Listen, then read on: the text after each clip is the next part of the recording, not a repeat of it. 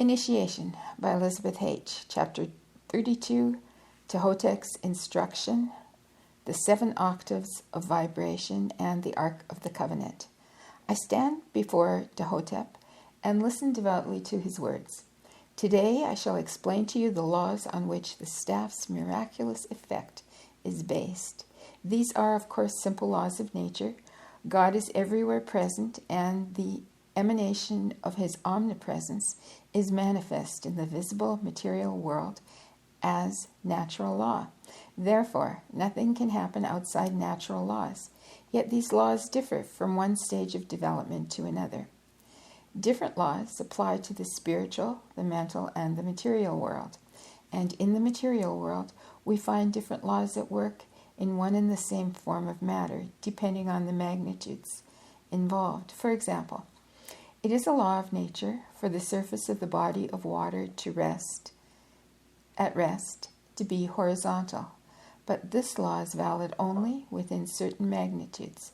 A drop of water in the calyx of a flower has a spherical shape, and a microscopic being living in this miniature world would come to the conclusion that water always has a spherical shape.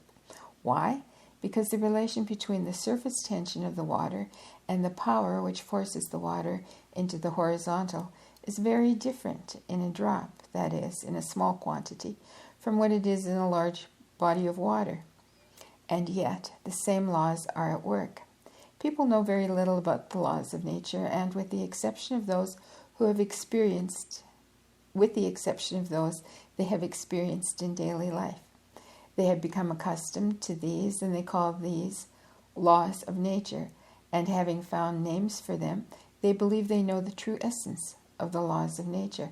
They accept these laws and their effects as a matter of course, but when they are suddenly confronted by some phenomenon they know nothing about, they immediately speak of miracles or magic. People do not realize that these forces are no less laws of nature than those to which they have become accustomed, and they think they know, even though they haven't the vaguest notion about their true character. For man doesn't know why a plant will grow from a seed, or why a new being will evolve from an impregnated cell. Neither do people know what insemination really means, and why after insemination the cell will divide and subdivide. They have no idea why the subdividing process is repeated again and again, not even stopping at birth, going on and on until a full-grown individual has developed out of that one single first cell, then still going on until this chain reaction slows down by itself and gradually gives way to a decline. But since people experience this daily, they take it for granted, and they aren't the least bit surprised by it. Still, this growth of a plant out of a seed, the birth of a child, death, the different effects of the winds blowing from different directions, and many other experiences of daily life are just as miraculous as the effect and the secret of this staff and the other miracles and the magic power of the initiated. For you truly to understand the forces used by the initiated and applied through this staff of life, you will first have to learn a number of things. When we spoke about the tree of knowledge of good and evil, you learned that everything which has taken on material form is visible and perceivable only because it has fallen out of perfect unity and perfect equilibrium. But from this state of disjunction, everything tends externally to return to unison and balance. The equilibrium means complete repose, motionlessness. On the other hand, to become something, that is, to have taken on visible, tangible form, is identical with loss of balance and with the constant urge to regain this equilibrium. It means incessant unrest with continual movement. Should this constant motion cease, even for a moment, all creation would suddenly be transformed into spiritual energy, that is, materially destroyed. All energy and all the forces of the universe are movements which emanate from one point, their own center, and radiate in circular waves in all directions, manifesting themselves as vibrations or oscillations. These manifestations of force cease only when the forces that have got out of balance regain their primordial state of equilibrium, the divine unity. Hence, when we speak of the primordial state, we mean the state in which all material phenomena have ceased to exist. In its true essence, matter too is in motion, and if this motion comes to a stop, matter must necessarily cease to exist. As long as the three-dimensional material world exists, its immutable law is that of unrest, of movement. The fact that the creative force manifests itself on each and every level of innumerable possibilities means there are countless different wavelengths, waveforms, and frequencies. And as long as we are in the body, with its limited perception ability, we can perceive only a certain number of these waveforms because our organs of sense are limited. Whether some form of vibration appears to us as the immaterial energy or as solid matter depends upon our own idea and the impression of something which is basically nothing but movement, vibration, or frequency. The shorter the waves in which the form of energy manifests itself, the less our consciousness records a sensation of matter. To the vibrations that are transmitted directly to our consciousness by our organs of sense, we give names according to the sensations we feel. Matter, sound, electricity, heat, taste, smell, light. The still lighter immaterial energies and radiations perceptible only by means of our brains and nerve centers we call thought waves, idea waves. Beyond them, there are still higher, more penetrating rays and frequencies, all the way up to the very highest, all-pervading frequencies of the divine creative power, life itself. We can only perceive these frequencies as a state of consciousness. So, throughout the universe, countless varieties of vibrations are at work, ranging from the shortest to the longest wavelength. Every form of creation, beginning with the celestial bodies and ranging all the way down to the tiniest monocellular creature, all the myriad manifestations of creation are the effects of various forms of these rays. We live in these various rays, whether we know it or not. Even more, these forms of energy have built and formed us human beings and are constantly at work in our body, our mind, and our entire being. The whole universe consists of these various vibrations. The source of these creative vibrations we call God. God himself stands above all manifestations of life and rests in himself in absolute equilibrium, without time and without space. But he is constantly radiating himself out into material forms in order to give these forms life. As God is omnipresent and fills the entire universe, everything that is in the universe is penetrated and filled by God. Nothing can exist without being in God, and without God's penetrating it, as God is everywhere present and nothing can displace or dislodge him from his own presence. Consequently, every point offers the possibility that God may manifest himself through it, and everything that exists in our perceptible world carries this point as its own center within itself. From this point, there began its first manifestation, its creation, its fall from equilibrium. This aspect of God who creates the material world and gives it life by penetrating it, that is, the actual life. I think there's a typo here. The actual life in us, I would say, in us and in all creatures, we call the higher self. Expressions like God, in quotes, creator, in quotes, universal self, higher self, or the creative principle all mean one and the same divinity. in its various aspects.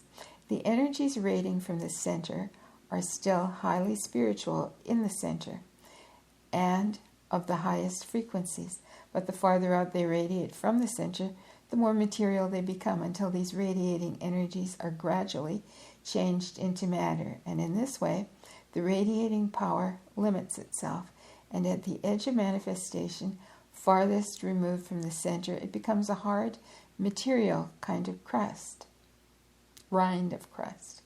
For this reason, the picture, the name of God who manifests himself in the visible world, is a circle, an inner circle of higher powers, surrounded by a hard material, a rind of crust. Expressed in letters, the symbol is OM, Om. All creatures, from the center suns to monocellular beings, are built according to this principle. Look at a cross-section of our Earth. In the center, the mighty forces are still in the evolutionary stage of the fire circle. Next come the gaseous regions, then those of the molten or liquid circles, then the outer form is the rind of hard matter. But I want to tell you, too, that another opposing force, centripetal force, is also active at the same time, drawing all material manifestations inward, towards itself, and if hard matter were not sufficiently resistant, all manifestations of life would be drawn into their own centers and disappear. Even our Earth, with all its forms of life upon it, would suffer this fate. The resistance of matter prevents this from happening, and only for this reason is it possible for the creation to exist and life to have come forth here on this hard material crust of the Earth. Don't forget the resistance of matter, because we shall talk about it again later. Here's another example to illustrate the inner structure of material forms. A section through the spinal column of any vertebrate shows the same construction. The extremely fine substance of the marrow of the backbone, carrying the creative power of life, developed and projected by the hard crust of the bone. Whatever bone you cut, be it skull, vertebra, or leg bone, you will find the same cross-section. If you cut the stem of a plant, you will come upon the same pattern. Have you ever looked at trees after they've been felled? The inner structure of the tree is exactly the same. Radiating from the center are circles of vital energy, fed by the finer matter of the tree's innermost substance. The annual rings reflect the yearly radiation of life in the tree that takes place every spring, surrounded and protected by the outer ring of hard bark. And then there's a quote here: growth always starts from the center and radiates outward. The innermost sources of all powers and manifestations is God. This aspect of God, who is clothed in matter and makes living beings out of created forms, which we call the higher self, in brackets, logos, is what draws us back into our center, since we have fallen from the divine unity, from the state of paradise. It is the heavenly bridegroom for whom the human soul longs.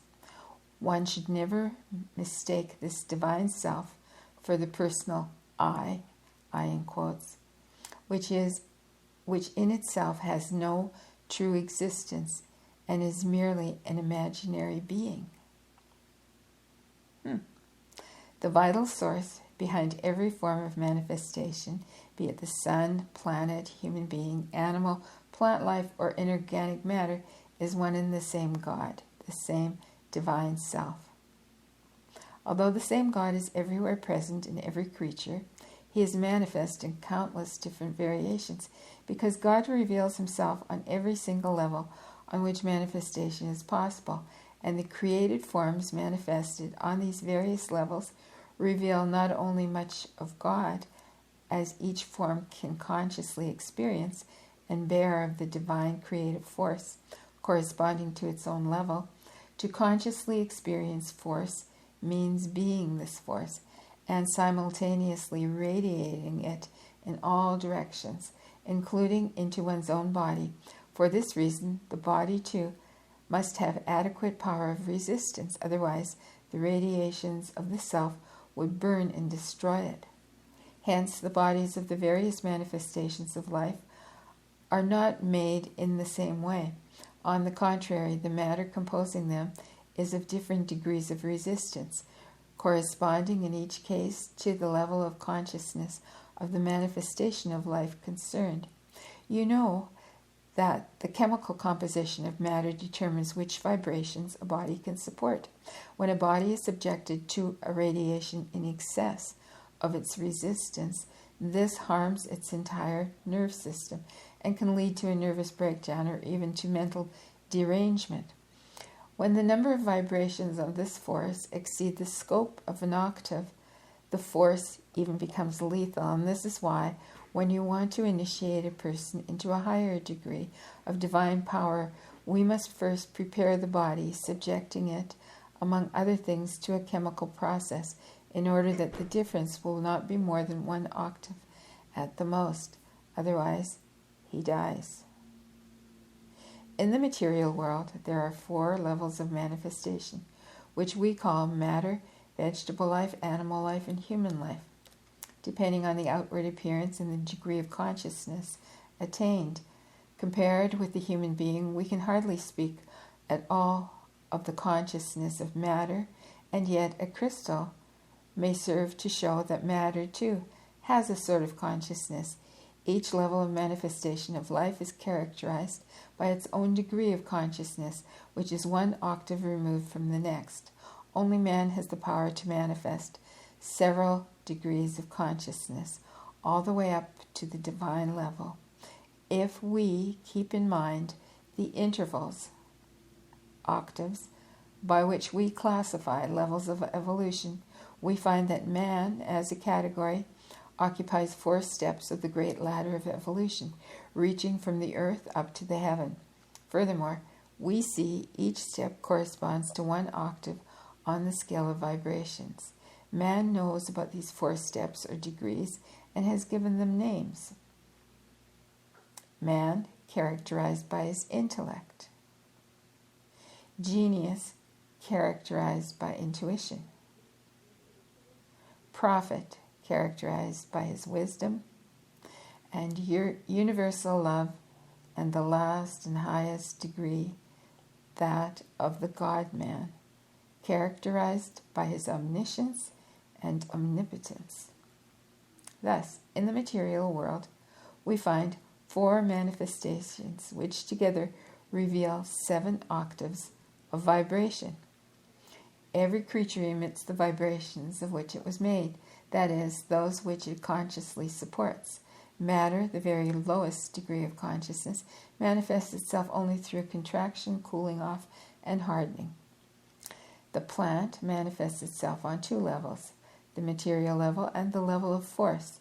Vegetative force that gives life to it. The plant manifests material vibrations unconsciously.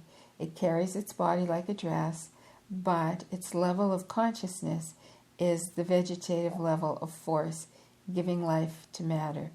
Force manifests on this level, has 3 distinctive aspects by which it can be recognized wherever it appears: the search for food, the taking in of food, and the assimilation or digestion of food. The animal manifests 3 forces: the material, the vegetable, and the animal. It has a body. It seeks out its food, eats, and digests, and is conscious on the animal level. It has emotions, instincts, urges, feelings, sympathy, antipathy, and desires. The animal is conscious in the 3rd development stage, only 1 degree lower than man.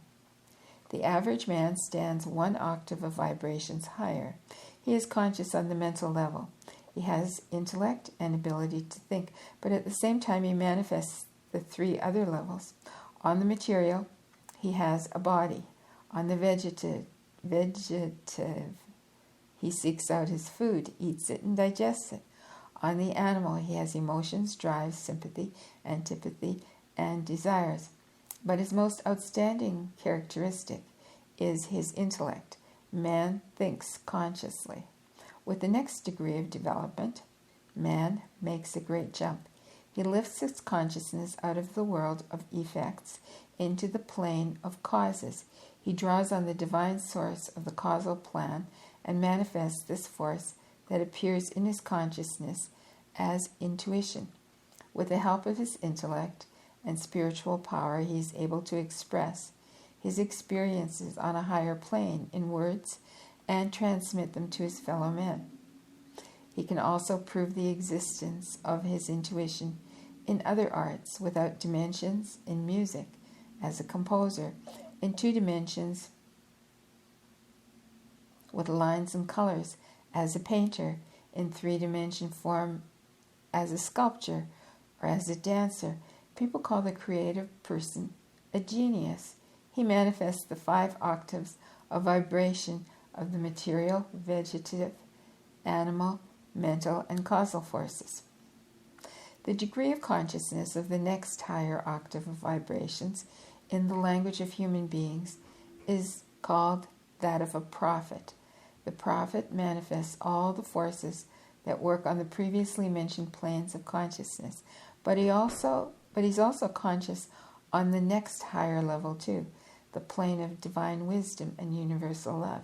He must be careful never to confuse this universal love, which is manifested on the 6th plane, and is a completely spiritual power, with the love of the 3rd, animal plane, which is the manifestation of animal instincts. This latter love is a vibration operating 3 levels lower at the source, which is the urge to propagate the species. Such love in quotes, is desire for possession. It always only seeks the body. It forces a person to come close to the loved one and embrace, kiss, hug, in a word, to possess. Whoever is subject to this kind of love is still living in his consciousness in the condition of dividedness and separation, and seeks a complementary physical partner in order to find satisfaction. This love always seeks to take, to have something, to possess.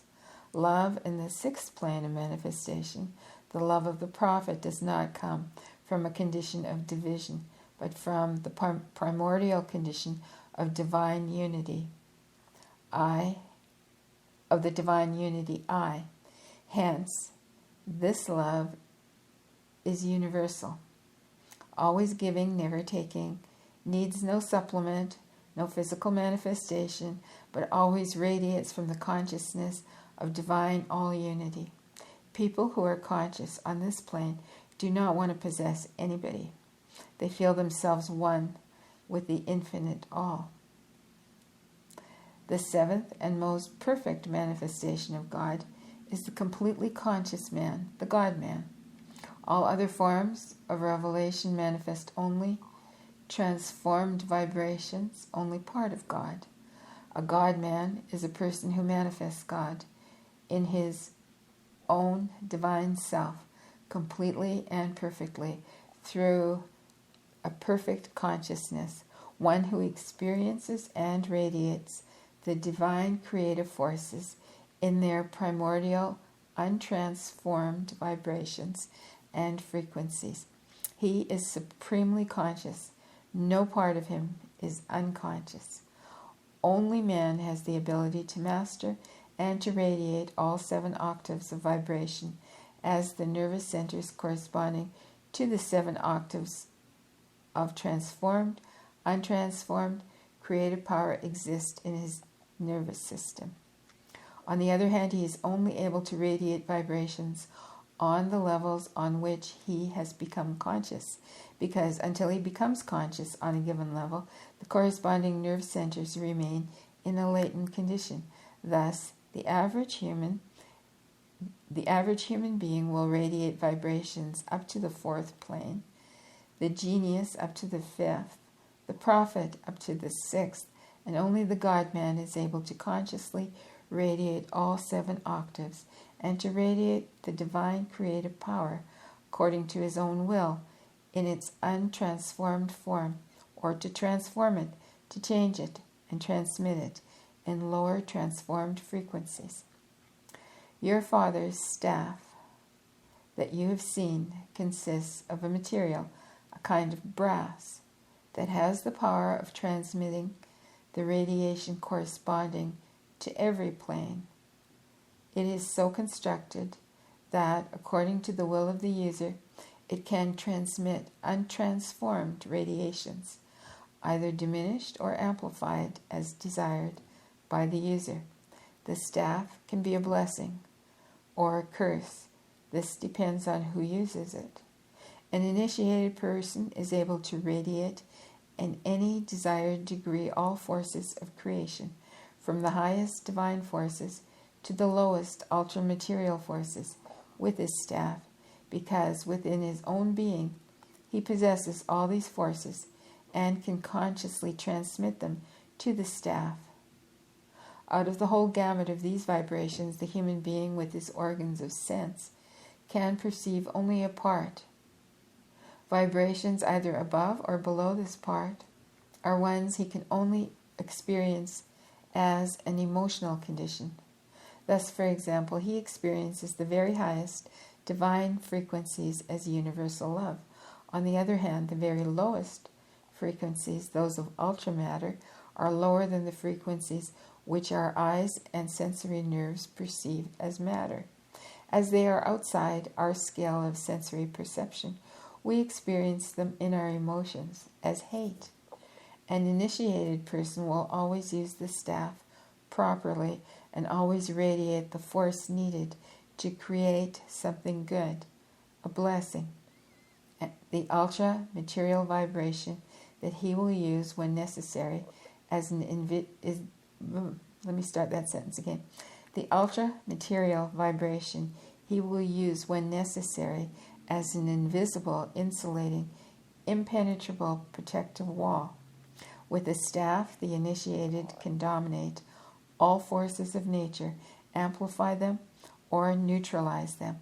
Every creature on earth possesses these powers, but only in a form corresponding to his degree of development. He utilizes these powers too, but is not conscious of them.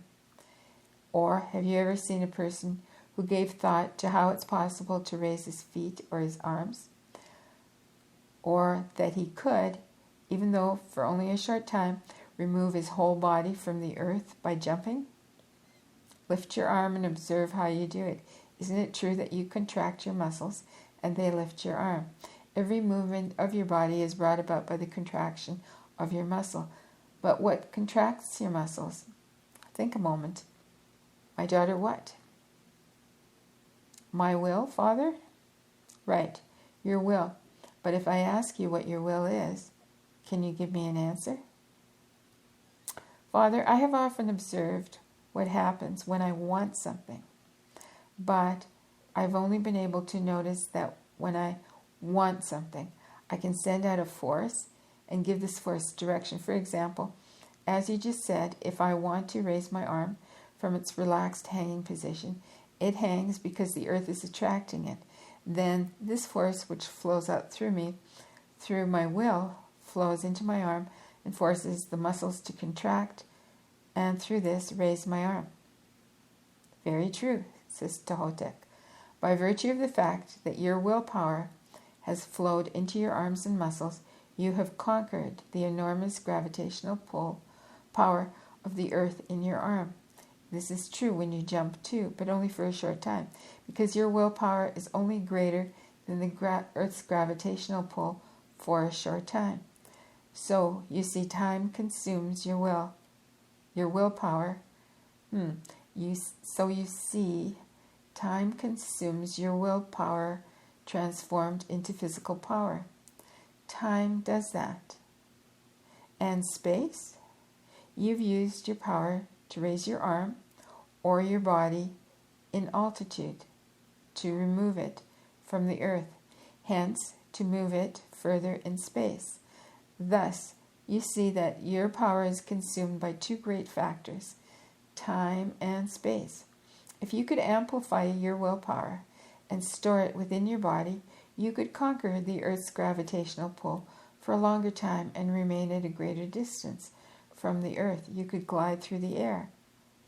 You can't do that now because you haven't developed consciousness on this divine plane. The initiated, on the other hand, who are conscious on the divine plane, can draw directly on this infinite, eternal source of power without transforming it, and when they wish, float through the air just as long as they direct their willpower against the gravitational pull of the Earth. The initiated person knows all vibrations and possesses consciously developed organs with which to use these powers. You know, for example, the power of thought, with which we communicate telepathically. These powers, too, we control through a corresponding higher organ of our brain. Human beings don't even know that they have such organs. The initiated is able to radiate the very highest of all powers, the divine creative power. This is the power and radiation of life, of eternal being.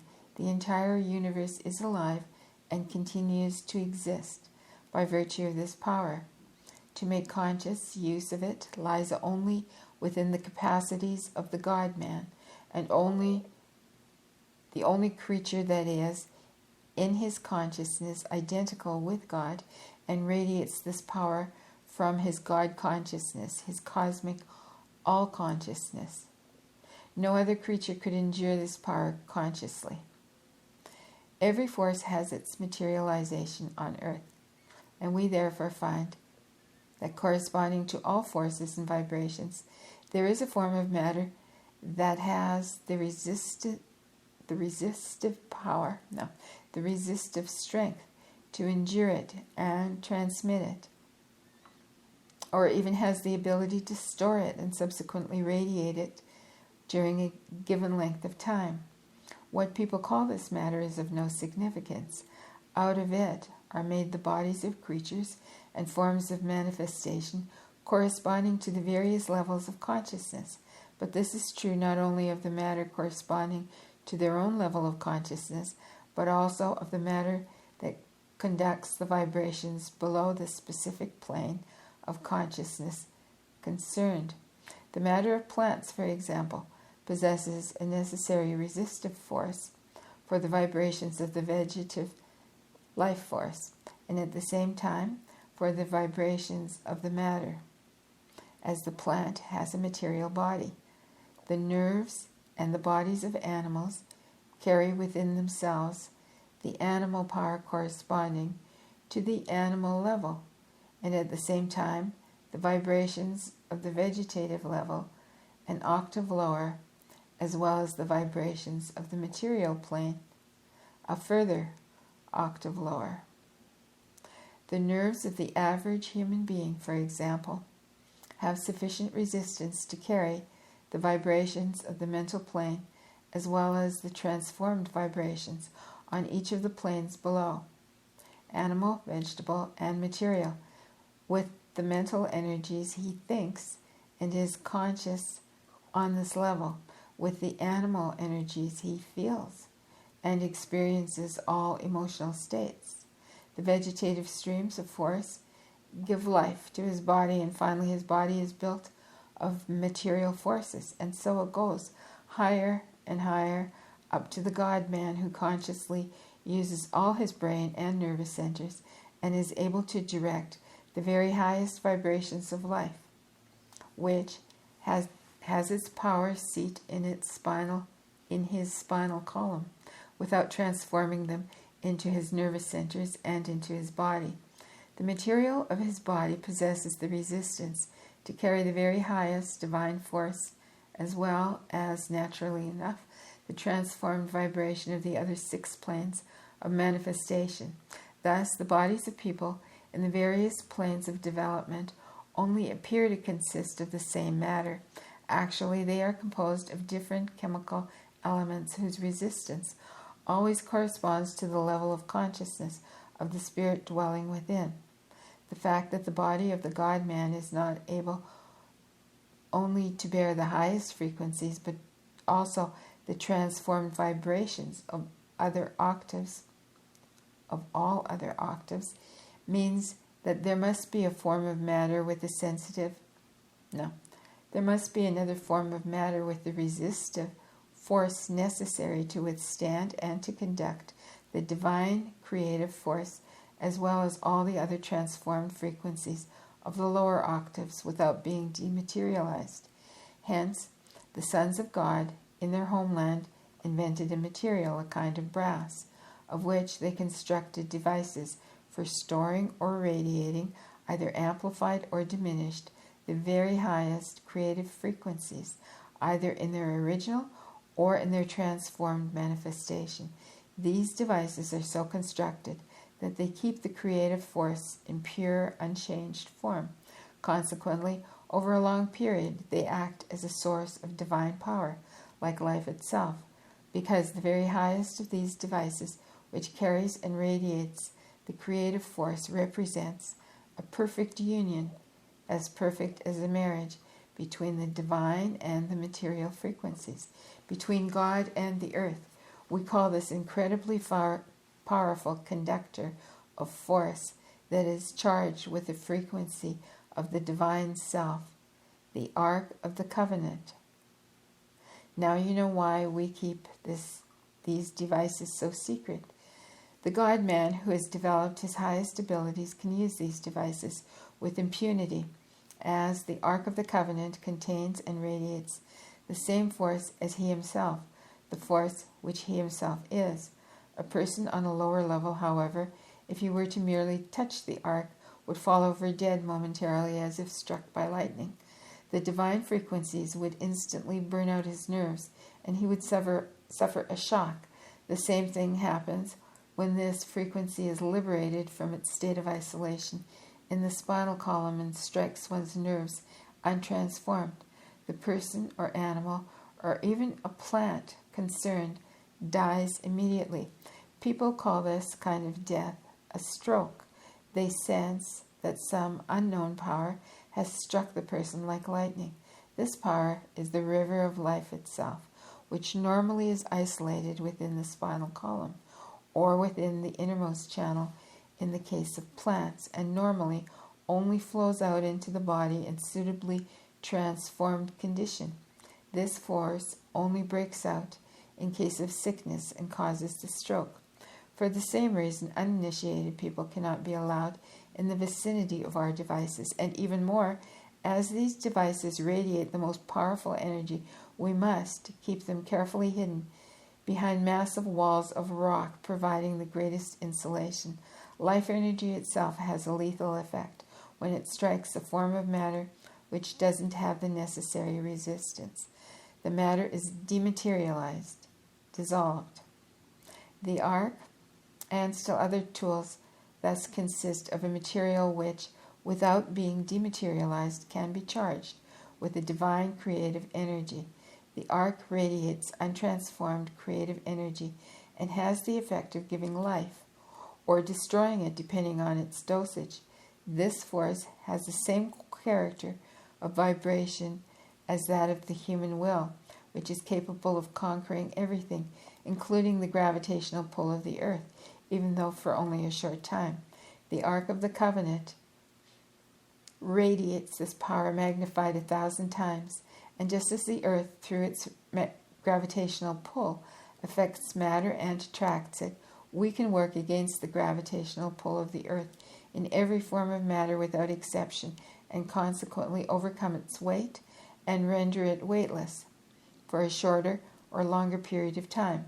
When necessary, we can even do the opposite, i.e., work with the gravitational pull of the earth and increase the weight of an object as much as we want through the ultramaterial rays. In this way, even the greatest blocks of stone are rendered weightless for a period of time, so that the largest buildings that you can think of can be built with the greatest of ease, or the height of the stones can be increased to such an extent that they sink into the earth.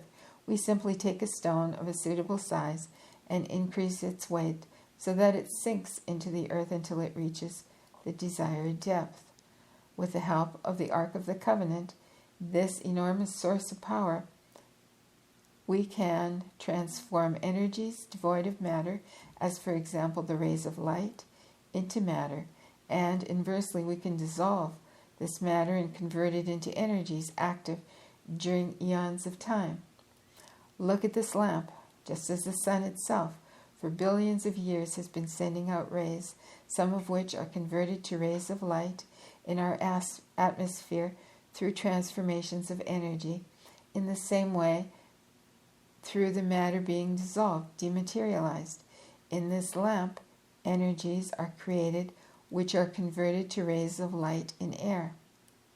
This process could continue in this lamp for ages and ages, and consequently we could go on giving light for eons of time, were it not written in the history of the earth that we shall have to leave the earth for thousands of years and destroy all our equipment. Were this not the case, the ignorant sons of men would again cause unspeakable destruction. There will be a lot in the remains of our culture which coming generations will not understand. For example, the way we get such mirror smooth surface on even the hardest stones. The joints between them fit so accurately, there isn't even a crack the size of thickness of a hair between them. They will be greatly puzzled at how our slaves in quotes, worked only by hand and have been able to cut the stones so precisely. Because the sons of men make slaves of their fellow men, they will believe that we too have put slaves to work. For thousands of years it won't dawn on them that we simply dematerialize this superfluous stone on the surface and thus are able to get a hairline accuracy on the edges and faces of even the hardest stones without the slightest human effort. We adjust our instruments to the desired depth and width of the stone, and everything beyond the dimensions we want is merely dematerialized. This is very simple as soon as you know the true nature of the different energies, including that of matter. But this knowledge is a blessing only in the hands of a knowing person. He knows too that love means life and hate means death. Only initiatives of the highest degree can be architects. As a matter of fact, to build with slaves, we wouldn't need to be initiatives. We don't work with slaves, but with the forces of nature. Thanks to these instruments of ours, we are able to create every form of manifestation. The manifestation depends only on how long and from what distance we put the creative energy to work. The sons of men take it for granted that they can come into the temple with their sicknesses and we make them well again. Sickness means that the vibrations of the body have got out of harmony. We restore the inharmonious part of the body to its own proper vibration, and the person gets well. Every organ has its own characteristic vibration. This means that every organ, as it is, because it has a certain characteristic vibration, is as it is because it has a certain characteristic vibration, and this vibration is constantly acting within it and maintaining it. When this vibration changes, the organ concerned becomes diseased. We can also regulate the weather on earth, making clear blue sky, or when necessary, clouds and rain. The sons of men see the lightning, hear the thunder of the pyramid, and are happy because they know this means the blessing of rain. They live in the secure knowledge that the temple will take care of their needs, their health, the rain that blesses them, and even their spiritual well-being. Father of my soul, I now ask, how do you charge this Ark of the Covenant with creative energy? Ptahhotep looks at me with a penetrating glance and he says, I can see you already know how we charge the Ark of the Covenant. I already told you there is only one source on earth that is able to radiate this power, and that is the God-man himself. It is the duty of the high priest to charge the Ark with divine creative power. He either drives his own high power directly into the ark, or he achieves the same result with the help of the staff of life through converting an absolutely positive flow of power flowing from his hands at a lower vibration, conducting it through the staff and converting it into divine creative power.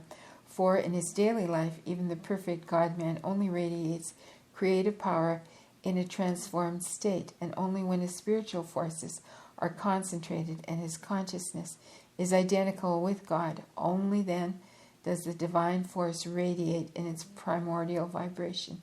He must therefore be in a condition of cosmic all-consciousness when he wants to radiate the creative force.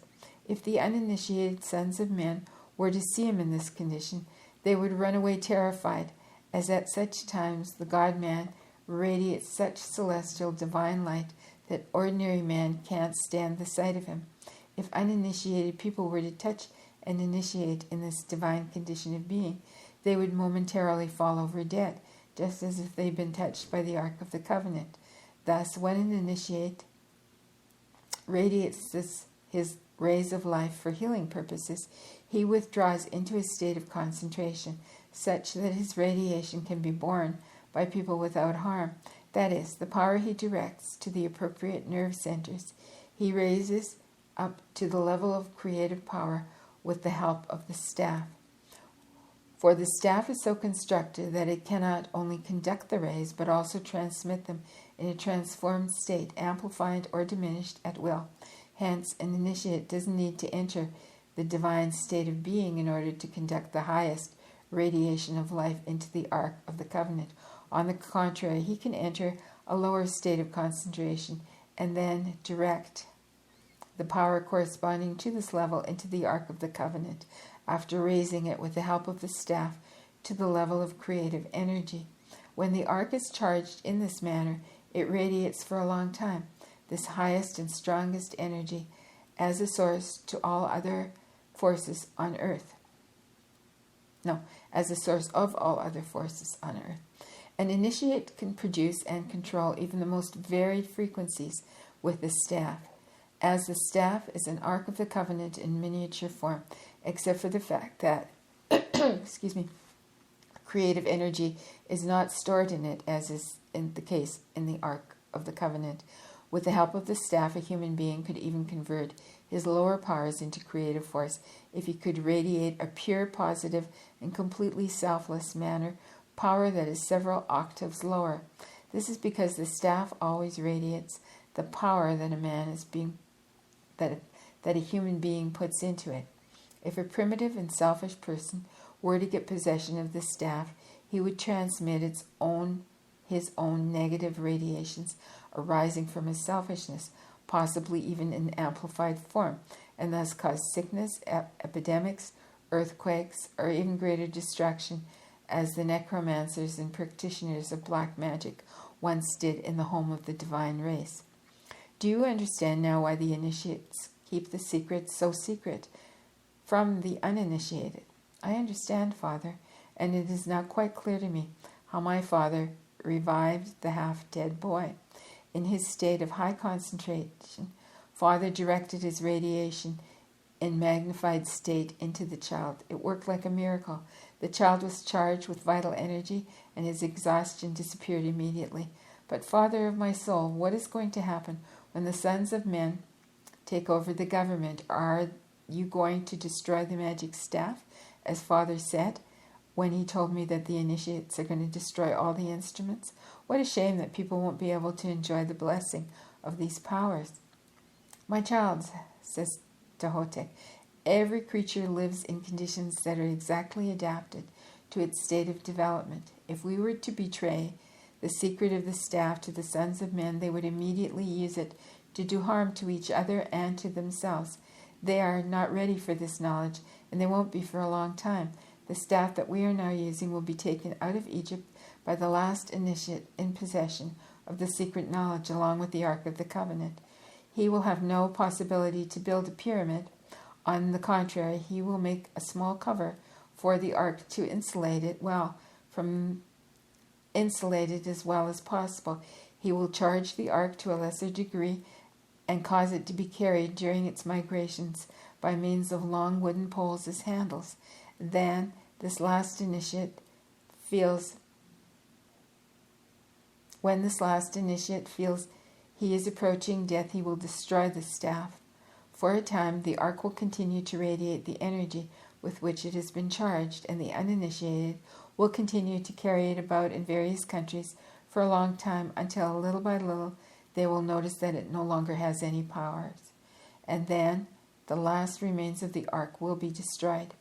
In times to come, people will learn about the magic staff and the Ark of the Covenant only through records of earlier times, and they will consider all this a fairy tale and continue to tell it from one generation to another.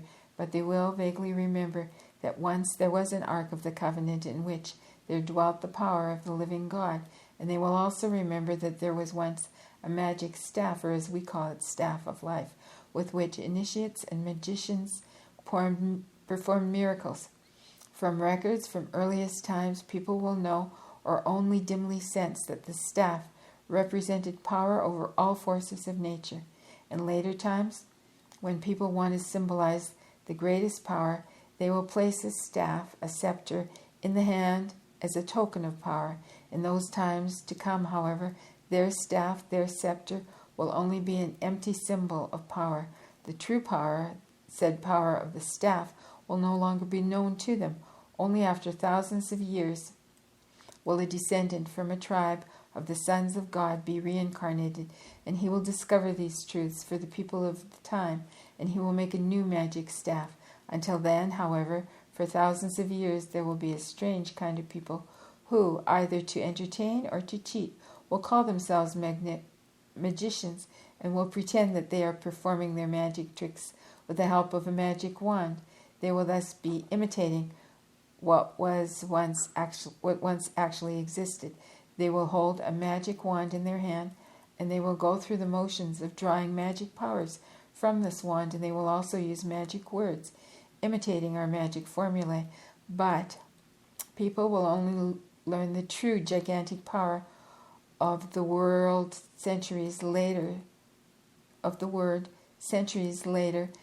when the fallen members of the divine race are reincarnated, and those who are living here will remember in their subconscious the truths which were at one time will represent ancient records. They will prove that their memories are correct. The time will come when the sons of men rediscover and repossess all knowledge, even the very highest. Even then, of course, this knowledge will remain an unintelligible secret for the ignorant masses and the uninitiated hands. These rediscovered truths will become a curse. But after all, this is the path of mankind, through which troubles and sorrows many people make for themselves. Little by little will they learn that they must not play with divine power. They'll come to know that these powers should be used in full seriousness, with dignity and dedication. For God gives mankind all, even himself, as a blessing. Only people in their ignorance make a curse out of everything. Father of my soul, I ask, you said that the pyramids were made of thick blocks of stone in order to insulate the equipment by means of which penetrating frequencies are radiated. But how then can you conduct the radiations to the outside?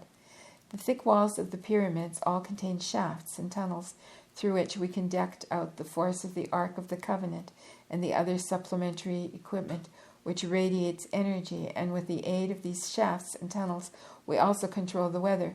The positive and the negative tunnels are built in different locations, and when the positive and negative forces flow through them, they cause clouds to form and they bring about the desired rain.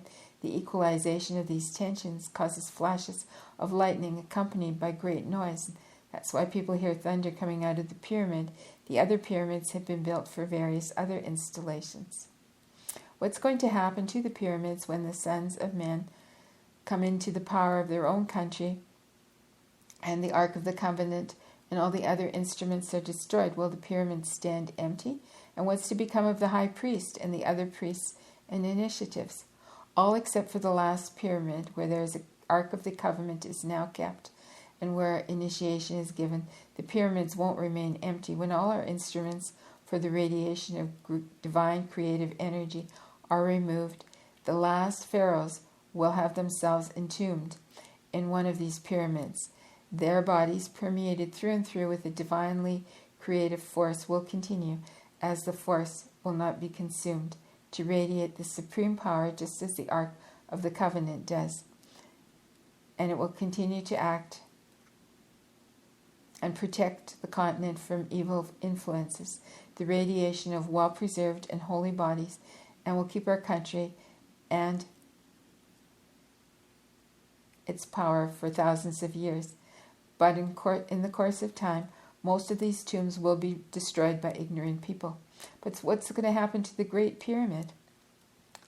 Ptahhotep looks off into the distance, and then he says, when the time comes for all secret instruments to be destroyed, and when the priests and initiates are still serving in the temple, at that time take their pilgrim staff and set out for faraway places. The high priest and his deputy will close the rock entrance of the Great Pyramid from the inside, so that no son of man can find it. And after fulfilling their last duties, they will dematerialize their own bodies in just the way that you've seen the offering on the altar in the temple court dematerialized in a flash. A white little cloud, a little white cloud that soon disappears.